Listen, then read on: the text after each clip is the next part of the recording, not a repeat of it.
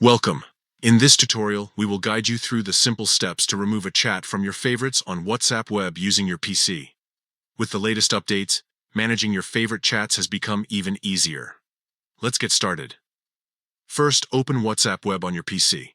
You can do this by navigating to web.whatsapp.com in your browser. Ensure that you are logged in by scanning the QR code with your mobile device.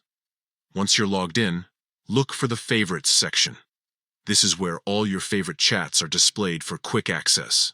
Click on the Favorites tab to view the list of chats you have marked as favorites.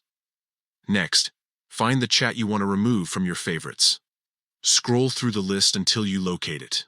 Once you have found the chat, hover over it to reveal more options. Now, click on the More Options icon, which looks like 3 vertical dots next to the chat.